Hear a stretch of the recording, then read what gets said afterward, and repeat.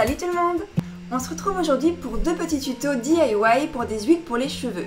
Une huile pour les pointes, qui va être un peu plus sèche, et une huile pour les racines, un peu plus chargée puisque les pointes et les racines n'ont bien entendu pas les mêmes besoins. Ce sont des recettes très simples, donc je vous montre tout de suite comment on les réalise.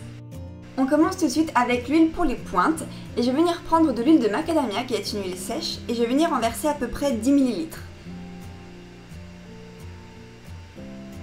Je viens ensuite prendre de l'huile de monoï, qui va être une huile qui sent très bon, et je vais venir en verser 15 ml. Donc là c'est approximatif, mais rien ne vous empêche d'être plus précis dans vos mesures. On va ensuite amener de l'huile de vanille, et là on va venir en appliquer quelques gouttes, donc je pense que j'ai mis à peu près 4 ml, juste pour donner un petit parfum à l'huile qui va être très agréable sur les cheveux. Et on termine avec une bonne cuillère à café d'huile de coco, donc là ça représente à peu près 20 ml, pour avoir également une odeur très agréable. On prend ensuite son fouet et on va venir mélanger très énergiquement pour que toutes les huiles se mélangent entre elles. Une fois qu'on a obtenu un mélange bien homogène, on va prendre un petit flacon vide, donc moi j'ai choisi un flacon pompe pour que ce soit plus pratique à utiliser, et on va venir le remplir avec notre préparation.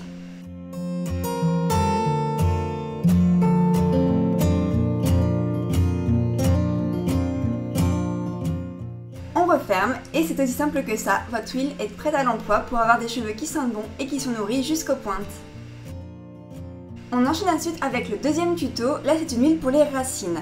On va d'abord commencer avec de l'huile de ricin et en grande quantité puisqu'on va venir en mettre à peu près 60 ml.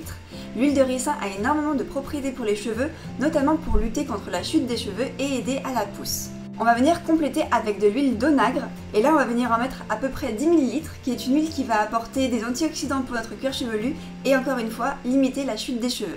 On va ensuite venir prendre de l'huile de coco, là je vais en mettre à peu près une grosse cuillère à café, donc l'équivalent de 35 ml pour avoir une huile qui soit un petit peu plus épaisse et qui sente bon. L'étape des huiles essentielles est très importante. Là, on va venir en appliquer 4 et on va d'abord commencer avec l'huile essentielle de baie Saint-Thomas, qui est une huile essentielle qui favorise la pousse des cheveux, et on va venir en appliquer 10 gouttes. On enchaîne avec de l'huile essentielle de cèdre d'Atlas, on va venir en appliquer 5 gouttes. Puis de l'huile essentielle de pamplemousse, on va venir en appliquer 5 gouttes. Et on termine avec de l'huile essentielle d'ylang-ylang pour le parfum, on va venir en mettre 7 gouttes.